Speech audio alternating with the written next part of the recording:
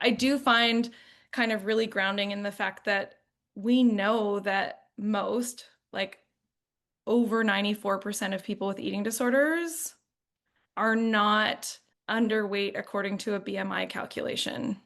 Correct. And so that means that, let's just say 95% of people showing up to the doctor with concerns, with a bunch of disordered eating symptoms ranging in severity, they don't have doctors that are trained to assess that.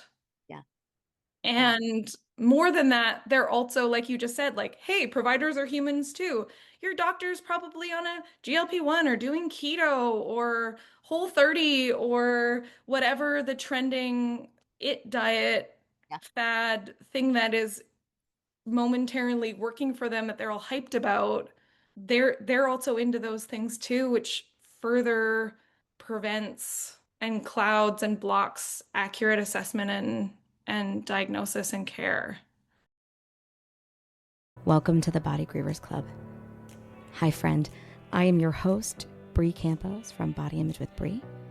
I am a fat positive body image coach, educator, and trained mental health counselor. My goal is to help you stop hating your body and learn how to move through unavoidable body grief. This won't be your average body image advice. No affirmations, no fluff, no filter. I am prepared to say the quiet parts out loud. And no matter how overwhelming or hopeless your body image feels, you belong here. Welcome to the Body Grievers Club. Hi, and welcome back to another episode of the Body Grievers Club. Today's episode is going to be a little bit different than the way we normally do things. I do have a guest who I'm going to have her introduce herself, but we are actually preparing for an upcoming masterclass that we're going to tell you about a little bit, at the end of this episode as well as throughout. And so this is going to be a little bit more about both of us as providers, and then we'll get into the topic, which is eating disorders versus disordered eating. So, without further ado, Monica, welcome to the podcast. Thank you. I'm so excited to be on your podcast. You're so welcome. Tell everybody who you are and what you do. I am a social worker, therapist. Yeah, I've been working in the counseling field. I've actually been a registered social worker now for almost 10 years. Wow. Yeah. Yeah, and I've been working for myself in private practice now for the last 4 years. Prior to that, working for the system. Yes, as all, therapists begin. I don't know if you worked exclusively in eating disorder recovery. Is that something that you have experience doing as well? So, Yep. same. I say that I stumbled upon eating disorder recovery as an intern, and I just never imagined it was going to land me here. If you had told me that, oh my God, it would be over 10 years now, over 10 years ago that I discovered it. So tell everybody why we want to talk about this topic. Why do we want to talk about eating disorder versus disordered eating? What's our heart behind it? Yeah, I think there are so many myths around eating disorders, and they're sort of put out to see like on a desert island as this separate thing that often seems very disconnected from disordered eating and diet culture. And then there's this huge gap there where I don't think people really understand how the two are connected and overlap. 100%. Can you give me an example of what that looks like? Like, how does society not recognize eating disorder behavior as eating disorder behavior? Yeah, one of the most common things I see is if I'm working with a family, youth, young adult with an eating disorder, we're working on rest, healing their relationship with movement. We're also working on healing their relationship with food and normalize eating, regular, sufficient eating.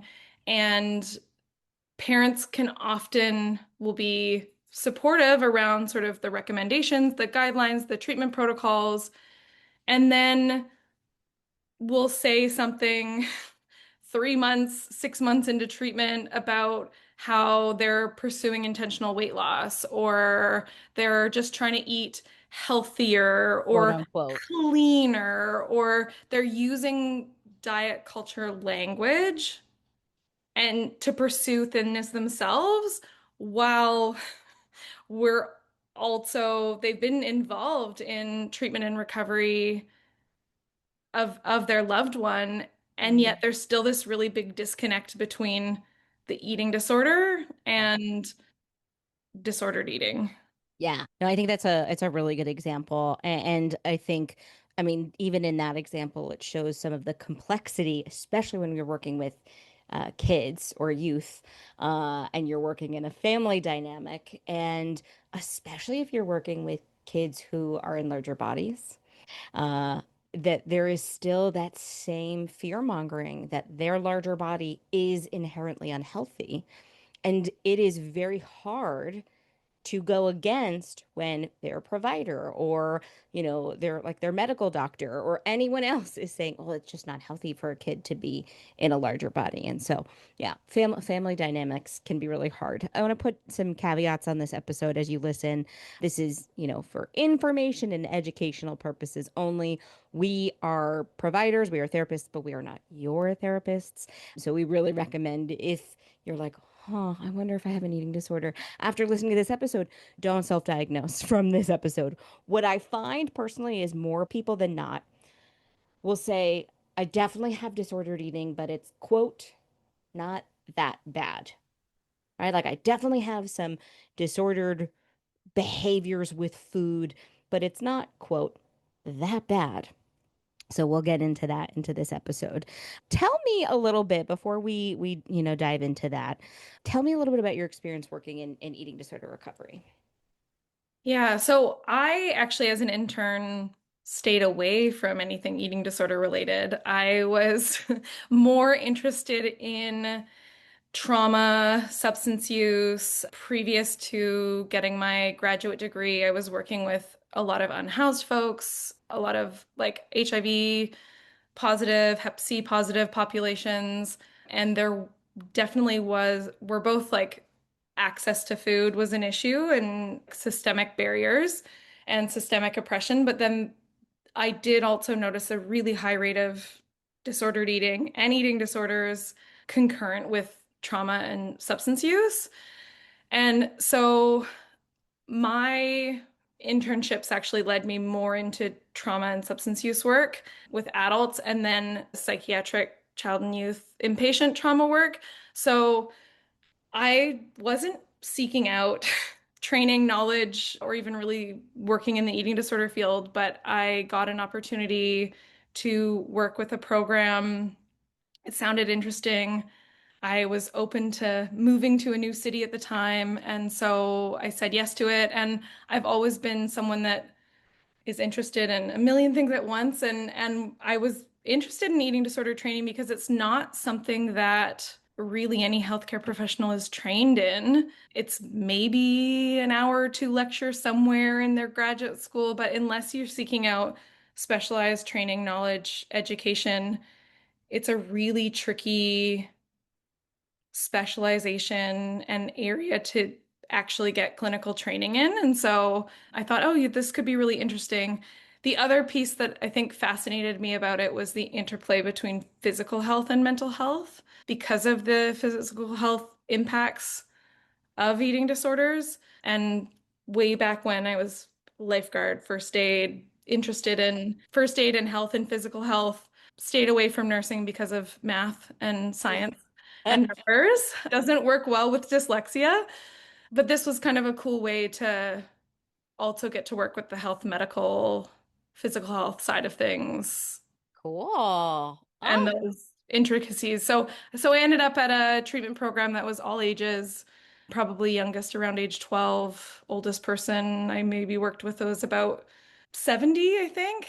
So a wide range of adult work, group work, family work, individual work, liaising with hospitals and residential care programs. And I did that for just over 4 years.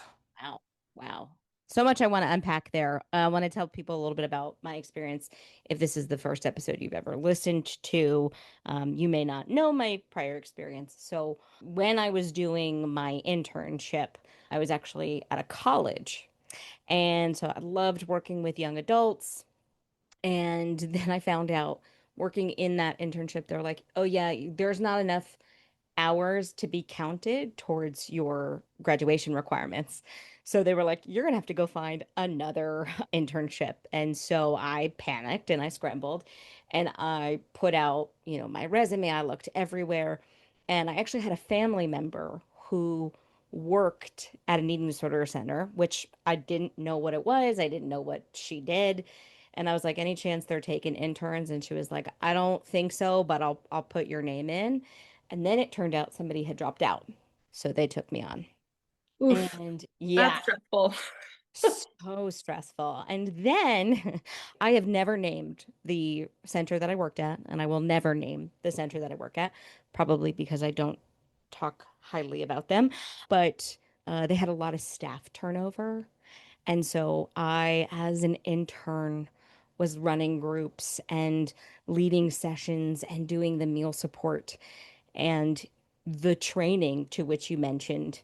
Uh, when I started, there was like there was none. There was like a little pamphlet. There was some resources online. I was like, that's it. That's all we're doing. This particular center then ended up having like an official training, which I would say adopted DBT and probably like some CBT, motivational interviewing approach. And I wouldn't say that it was all useless, but it was very carbon copy. And what I found, despite seeing a lot of similarity in types of eating disorder, was that not every eating disorder can be met with in the same way. And so, yeah, it was a little bit like baptism by fire. And then after I graduated, I got a job working at an intensive in-home care where as a therapist I would go into people's homes from kids between the ages of 4 and 21 and I became known as the eating disorder provider and so got a lot of eating disorder people and Yeah. a lot of people who do not have the financial resources to go to get treatment. So how do you work with people who don't have the resources to get help? So Mm. when I was working in eating disorder recovery, it was a little bit of my own come to Jesus moment because at the time, right? So a little less than 10 years ago, no, a little more than 10 years ago, I was actively dieting. Like I was actively pursuing weight loss. And I Mm. told them up front, like, this is what I'm doing. And they still let me intern at the eating disorder center as long as I was willing to like take a break while I was running meal support. I was like, that's fine. Not actually realizing, oh no, that's actually a lot harder for me than I'm thinking it will be. And then really just having to wrestle with like, huh. So if it's disordered when they do it, is it disordered when I'm doing it? Even though when I'm doing it, I'm being celebrated, I'm being praised.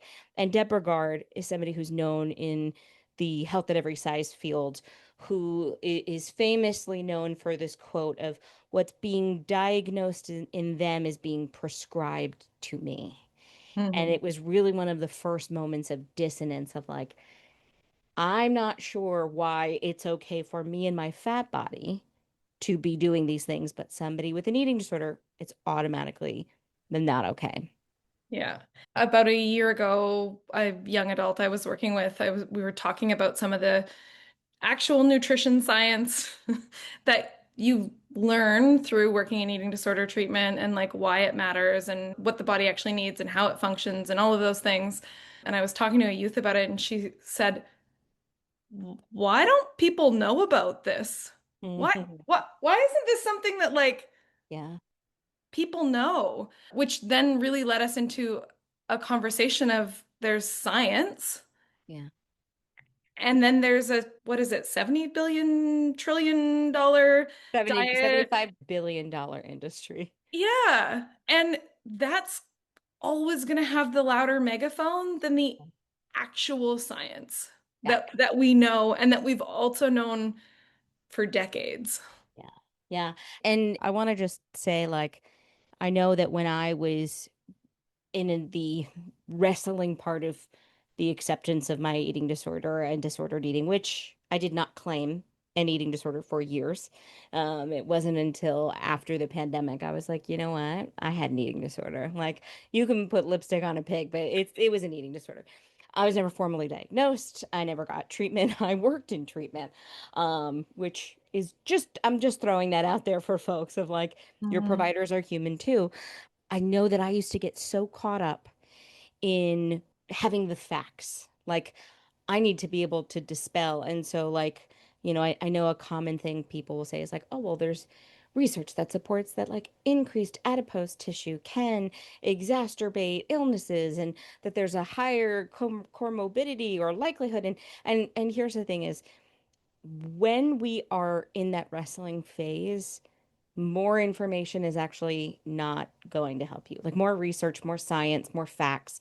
If you're going into a debate and feeling like you need backup research, you've already lost Yeah. because you're not going to convince somebody else of your position even if you have the best information. And so if that has been happening for you of like, well, I'm trying to be health at every size and I'm trying to practice intuitive eating and I go to my doctor dismisses me, right? My doctor throws out facts or statistics. I want to just hold that is a very frustrating situation. And there's still no research or evidence that you would be able to present that's going to change the discomfort of that situation. Yeah. Because this is really a bigger systemic problem where doctors are also not trained in eating disorders. Correct. Correct. So, how many clients have you had who've had eating disorders get eating disorder prescription, like you should do this from their doctors? Yeah, a lot. Just Almost so all. many. Almost all. And I think that's where the numbers and the stats and always with data, it's like, well, who did you study and who did you ask and where did you get this number from? But I do find kind of really grounding in the fact that we know that most, like over 94% of people with eating disorders are not underweight according to a BMI calculation.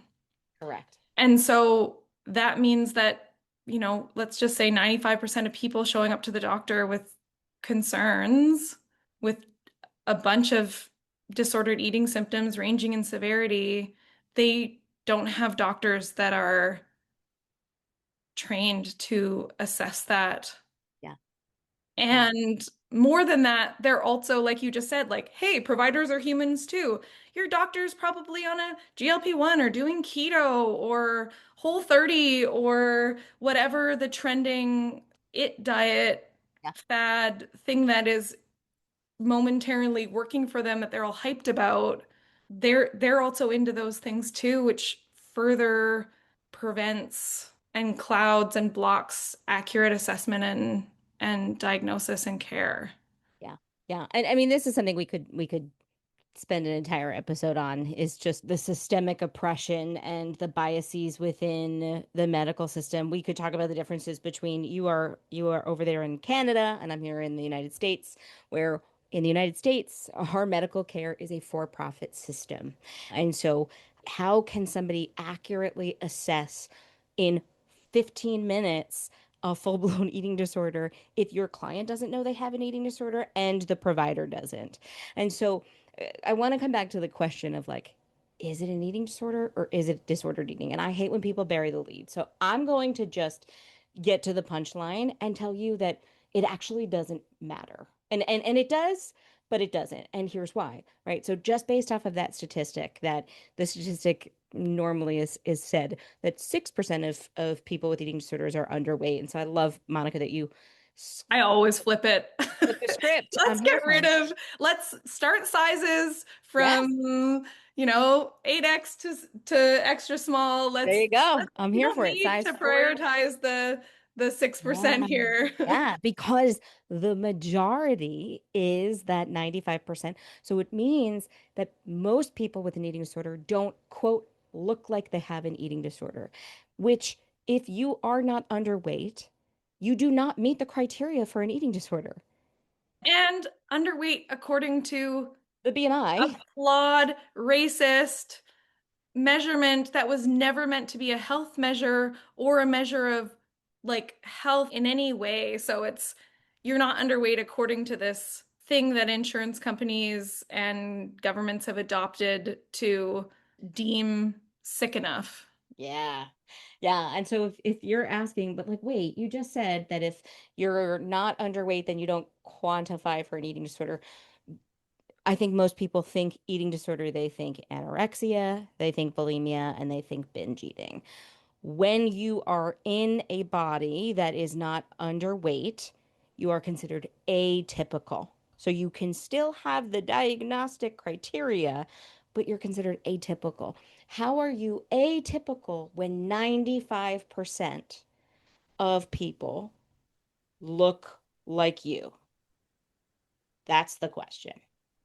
Yeah, it's absurd. Yeah. And I would also say, just under the general heading of eating disorder diagnoses, most clients that I've worked with over the years have had at least 2 to 4 different DSM eating disorder diagnosis Yes. over the course of treatment. So there's this other piece where these diagnostic labels are shifting and moving and shape Yes. shifting depending on which white-coated doctor is asking which questions and assessing which symptoms Yeah. at that one moment in time. Yeah. And I don't know if you saw this as well, but it's like, people who start with one eating disorder and then it's like, oh, well, they're not showing symptoms of this eating disorder. So now and it's like it's all eating disorders. It does not matter what you call it. When there are these criteria of, and I don't know if you can list them from memory, I certainly can't, but if you can meet criteria for eating disorders, any of them, your relationship with food and body is impaired enough that we want to look at how does it impact your functioning. Yeah. And so when And I look at functioning, I look at your social, your emotional, and then your ability to hold down a job or go to yeah, school.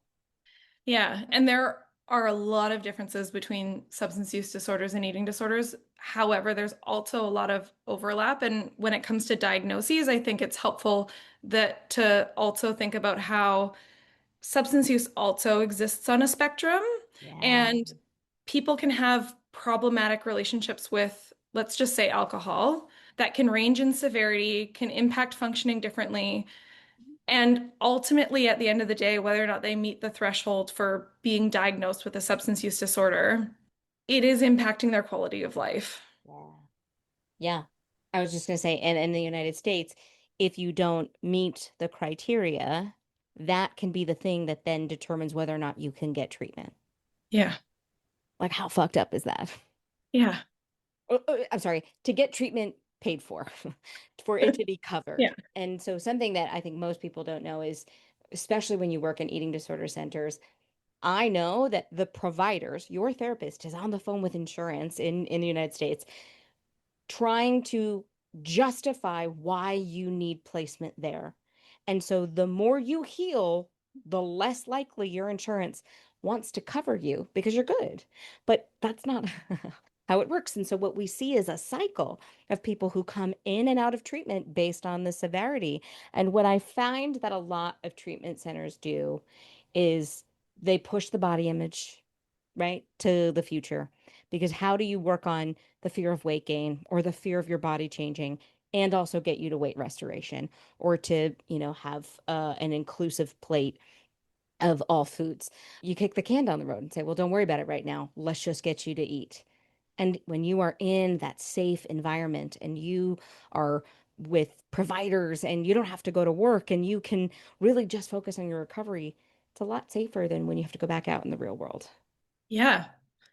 And we know the transition, recovery in any field, but the transition from some kind of residential or inpatient treatment program, integrating those things into daily life, and especially with eating disorders, the prevalence of disordered eating, the prevalence of people around you pursuing intentional weight loss is really high, and you're in a kind of protected bubble while you're in treatment where you also don't have to deal with those kinds of triggers, the activation, medical Yeah. invalidation, like all of those things are buffered for a period of time, Yeah. let Yeah. alone all the structural pieces around Yes. food shows up, food's often prepared.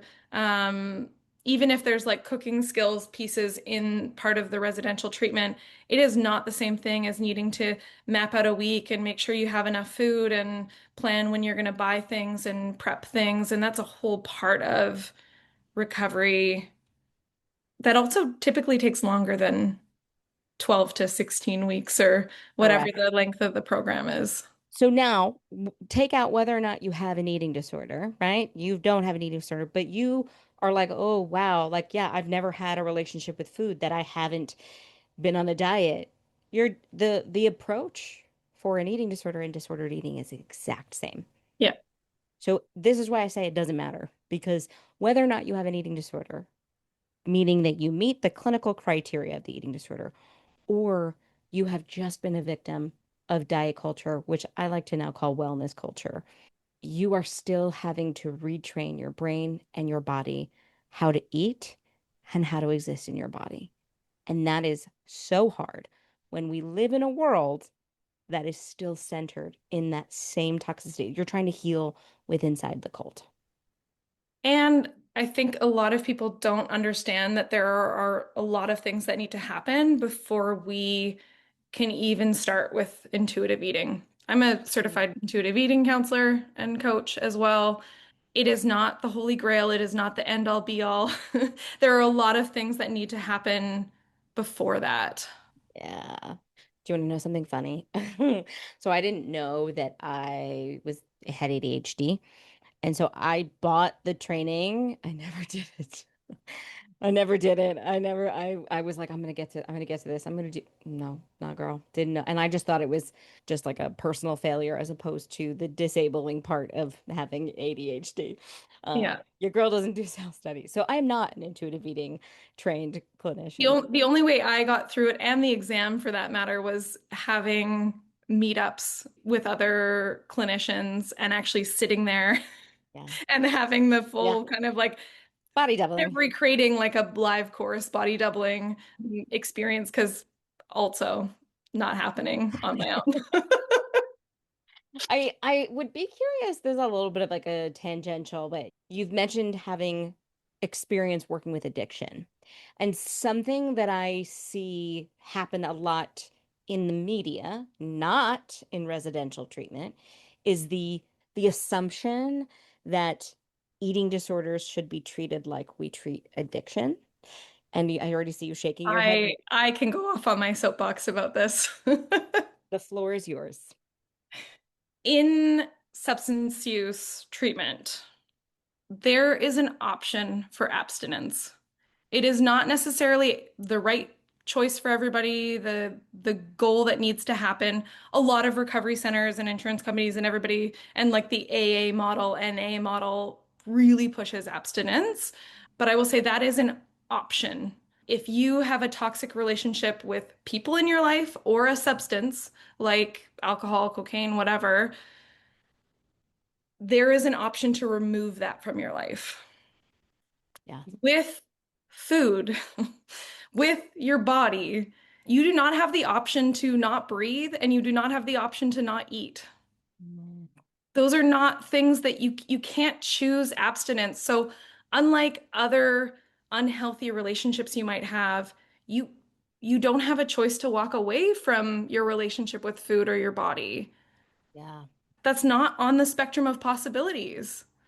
The Yeah. only way forward is to figure out like where am I at with this toxic relationship? Hmm. And what are some of the first steps to make this relationship a little less toxic than it currently is? Oof. Oof. Right. So like I'm thinking back to the example of the youth who is like, well, now we're just going to try to lose weight for health, right? Mm. What do you say to that person? I mean, body autonomy, first and foremost. Always. And the number on the scale is not a health measure. Yeah. So if we are measuring your health, we are looking at blood pressure, we're looking at cholesterol, which chronic dieting and restriction increases cholesterol. Yeah. Most clients that I've worked with that have had restrictive type disordered eating or eating disorders for years have very high cholesterol. It's Mhm. not from the food they eat. Yeah. It is from restriction and dieting. So there are actual health measures that usually involve blood pressure cuffs or blood work or something like that that we can actually use to measure health. Yeah. A number on a scale is not telling me anything about your health. Yeah. I mean, that's a different podcast episode. And I probably have a couple on that of like, but what about health? And I think that it becomes the whataboutism, right? But what about eating disorders? What about your disordered relationship to food and body image? Like we have to hold it in the same weight, no pun intended, as we are the scale. And at this point, we have only ever focused on the scale. And so, what I hear when somebody says, but I need to lose weight for my health, what I'm hearing is that you need to control your weight. You need to control what your intake is. You need to control your movement because you don't actually believe or trust that your body is going to be able to take care of you. And this gets really complex because in a body that's chronically ill or a body that's disabled or a body that has a predisposition to a boatload of genetic issues, there might be some things that go awry. But if we were able to go to the doctor and be like, hey, you know what? My cholesterol is off. And the doctor could say, like, cool, what do you eat? And it's clear that the things that you're eating might be contributing to your cholesterol. Cool. Maybe we have a conversation with a dietitian about what you can add in, what you can do. But that's not what happens, right? That what happens is they see these markers and their automatic response is it's what you're eating and it's how much you're moving without ever asking you what those habits are. And they don't have a degree in dietetics. Correct. They are not registered dietitians. That is outside of their scope. Yeah. Yeah. My cholesterol is always a little high. And I mentioned it to my aunt, and she's a doctor, and she said to me, you know that that's common with Latinx people, right? I said, I didn't know that. I had no clue that Yeah. there's no amount of eggs that I could stop eating that are Yeah. gonna lower my cholesterol because of my genetics. Yeah. And so I think we put so much emphasis on food and on our movement. And, you'd mentioned something before too about like, right, looking at a myriad of different measures and looking at a myriad of different measures and things that we can assess for health. One of the things that I knew when I was trying to heal my own relationship to my body was healing my relationship to movement. And I've been very vocal about having healed my relationship to movement. And do you know, and if you've listened to my podcast, you will know the thing that helped me to heal my relationship with movement was not more control, was not more motivation, was not pulling myself up by my bootstraps, was quite literally two things: healing my relationship to rest and healing my relationship to joy and connection. And so when movement has always ever been about something punitive, it's always been about what do I have to do versus, hey, is it cool if you don't do that? Does this impact your distress levels if you're not moving your body? If you're taking the option to say, hey, no, I'm not going to move. We have to explore that. We have to be able to have a body that rests. I had to heal burnout so much.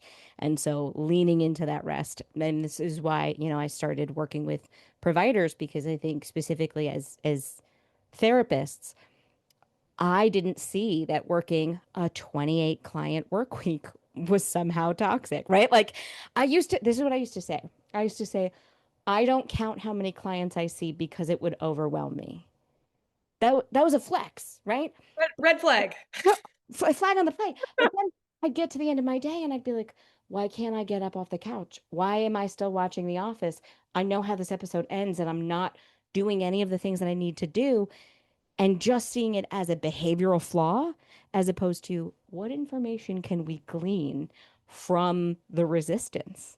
And it was actually through that experience where I was like, oh, I am reclaiming at night through bedtime procrastination joy. So I said, Yeah. shit, I'm going to have to change my schedule. And you know what happened? I got anxiety. I was like, oh my God, this is pulling up a lot in me. And so what I'll say now is I'm not as busy as I once was. And sometimes that can create some familiar urgency of like, ooh, like we are our own breadwinner. But the relationship I have with joy, with my body connection, with rest, with movement, I wouldn't trade it for anything in the world. Yeah. And it's making me think of, often clients might bring up that it feels like going against the grain, or it feels like that's the opposite of what everybody's doing. And so I do think it's really important to emphasize that rest is radical in the world that Mm. we live in. Like we are part of these capitalist systems. Yes.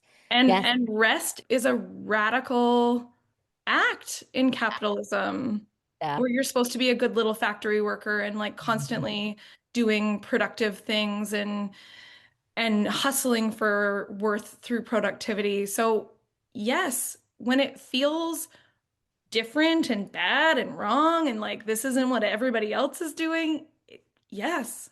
Yeah. It's Yeah. supposed to. And it begs the question of like, if they cared about health, why isn't this included? Right? Like I was just reading a fact about how like maternity leave, it's the government workers get 12 weeks. 12 weeks.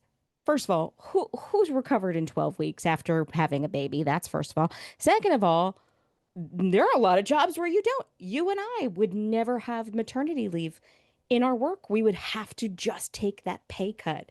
And if we really cared about health, we would really need to look at all of the systems and who's benefiting from those systems. And if it's not you, then we need to figure out how do we benefit you.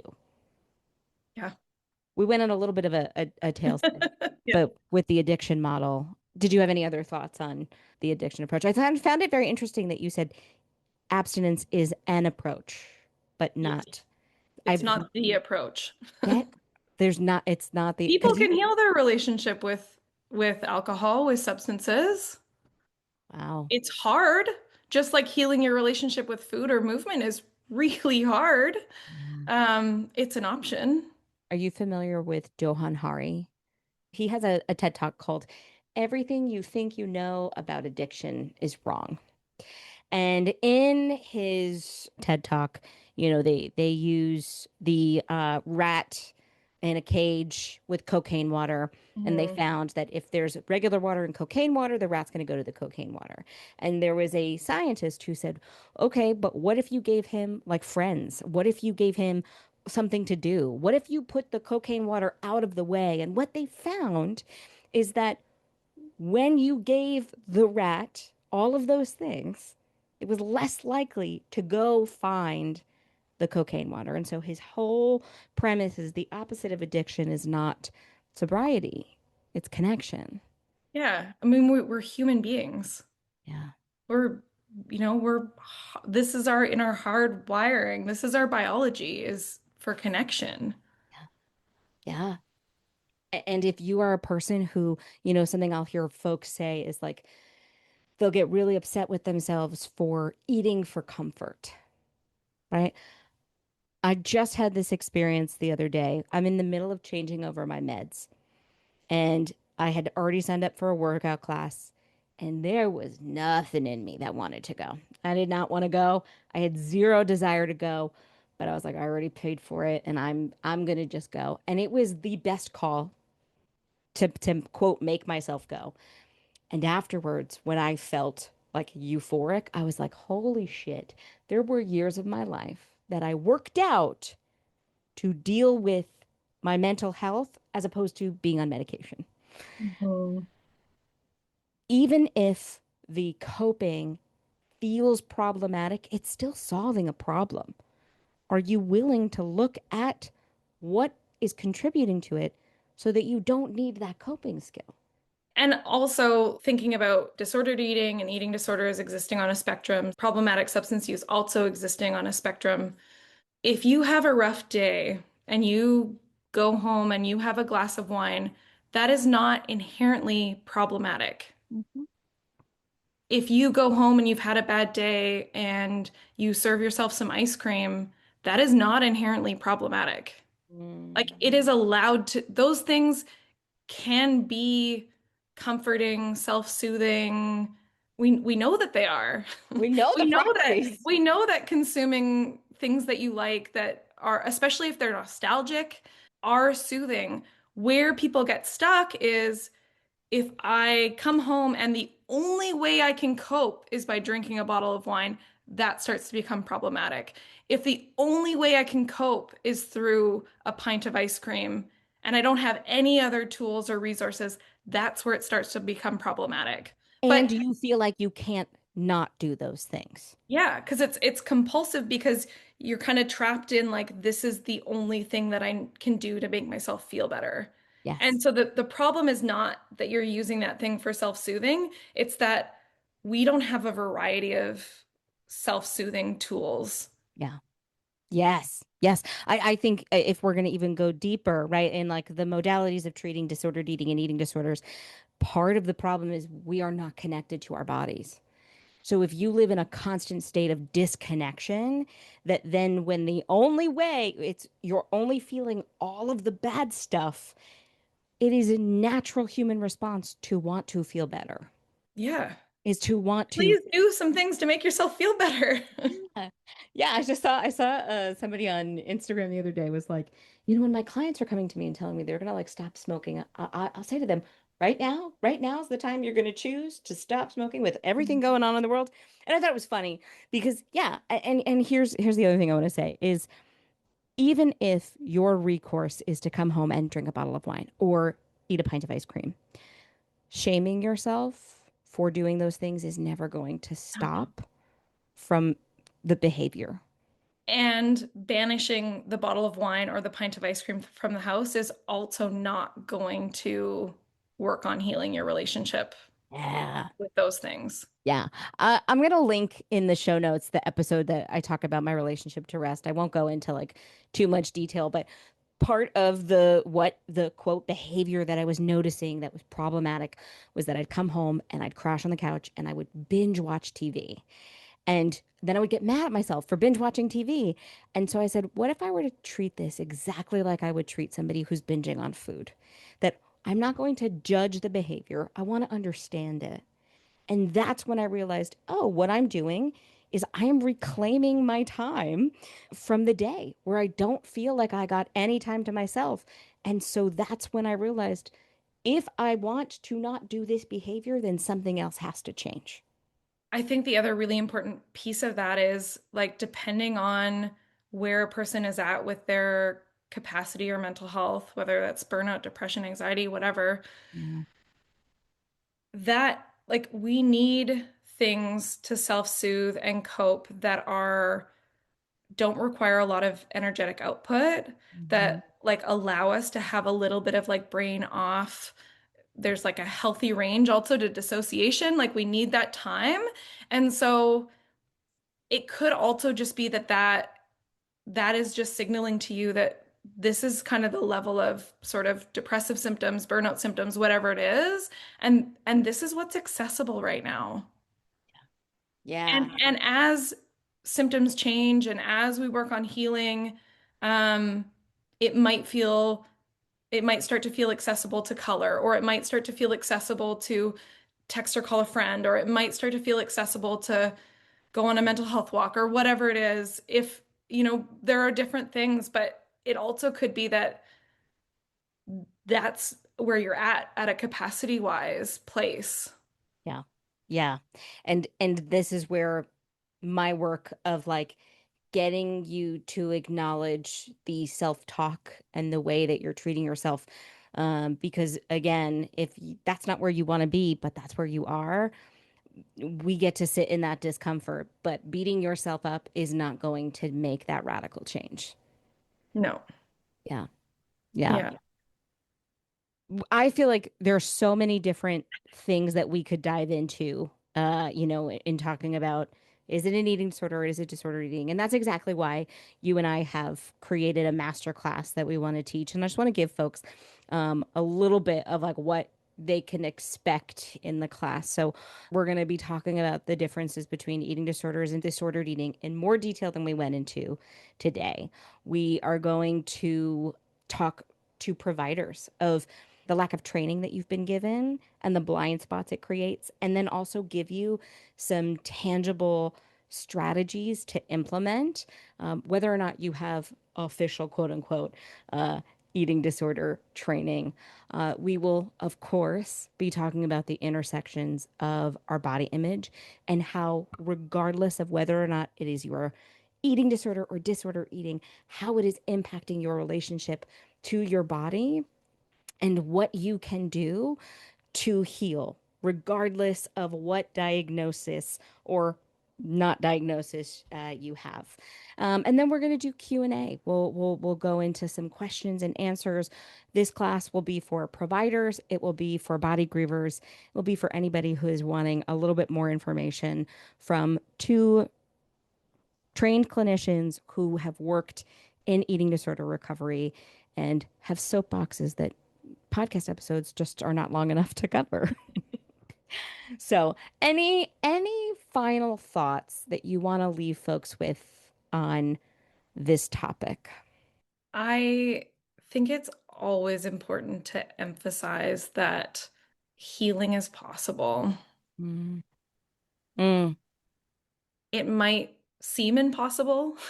It might seem like something for other people and not for me or not for yourself, Yeah. but it is always possible, and it is the thing I love most about working with eating disorders, working with body image, working with movement Mm. is it's incredible to see people heal from wherever their starting point is and to whatever degree they want to work on healing. Yeah. Trying to take the perfectionism out of what it has to look like and what the, I don't know, other end of the tunnel looks like. Healing's possible, improving your quality of life and how it feels to exist in your head and your body and your life is so possible. Yeah. Yeah. And I would piggyback on that and say, and even if you don't believe it's possible, it does not mean that is evidence it cannot happen for you. No, I'll believe it for you. I will believe it for you. And here's what I'll say is I find that a lot of people will straddle this fence of like, I want to reject diet culture, wellness culture. I know intentional weight loss doesn't work, and yet I still don't feel healed. I don't feel ready to commit. Then stay in the in between. Yeah, But it's legitimately scary. yeah, yeah, Yeah. 100%. You can always go back to diet culture. It's not going anywhere. If it would have worked by now, somebody would have figured it out, right? Like Yeah. if we were meant to be able to sustain lower BMIs without the use of surgery or medications, we would have figured it out. So this begs the question of what if your body isn't a problem to be solved? If your body isn't a problem to be solved, then the solution that they're selling you is not actually about helping you. It's about profiting them. Yeah. Yeah.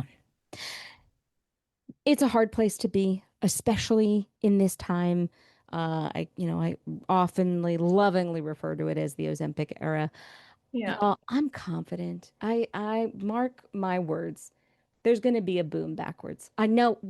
We do this every time. We find Every time. every time there is a miracle drug that's going to fix it. And then there's going to be side effects and backlash and then we're going to be back to the body positivity train.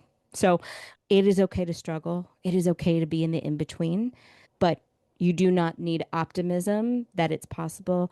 We just need you to have openness to consider things that you haven't considered before and see if we can't try something different. So that's something we will absolutely be covering inside of our upcoming masterclass.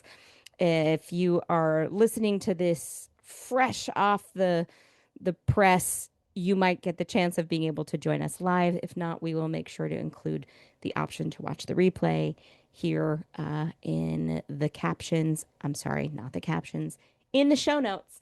But Monica, if people are like, I like this chick, I want to learn from her, I want to follow her, how can people learn from you, follow you, work with you? Yeah, reach out. I'm assuming my website will be in the show notes. Absolutely. Yeah, send me a message. Say Yeah. hi. We'll include your handle and all that good stuff. And as I know this from working with you, are you currently taking one-on-one clients?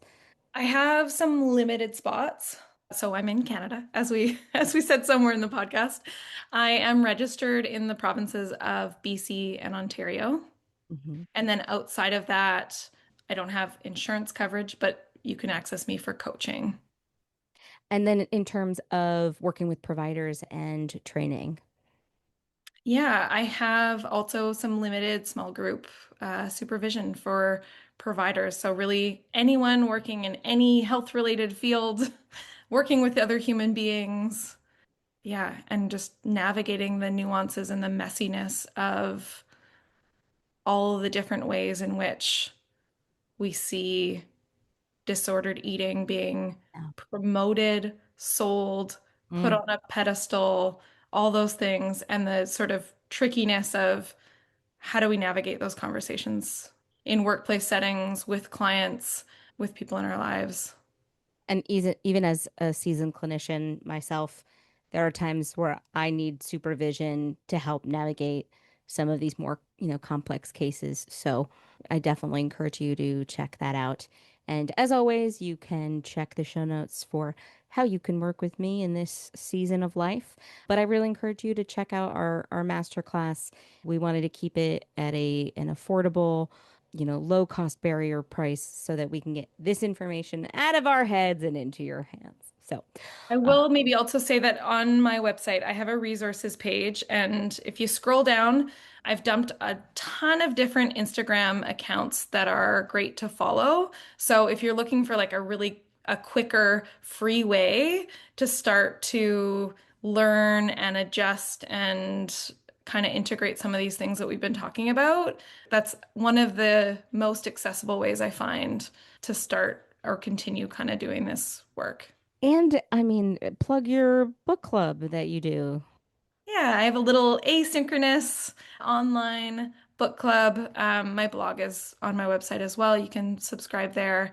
I pick different anti-diet, body acceptance type books.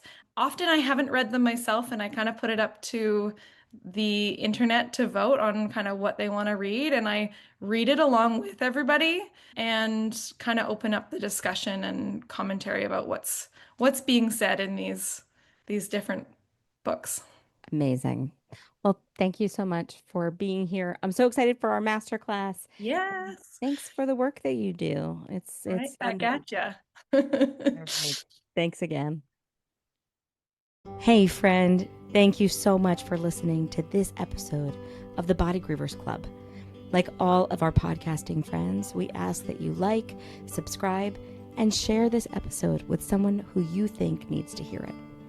I know that body grief is tough, but I hope this episode helped you to feel less alone. To learn more about how you can shift your body grief to radical body acceptance, be sure to check out my free 7-step guide designed to help highlight how you can transform your body image story. You can also learn how to work with me inside of the show notes. Remember, my friends, your body grief is painful and real, but you are never alone, especially when you're part of the Body Grievers Club. Thank you for listening, and until next time.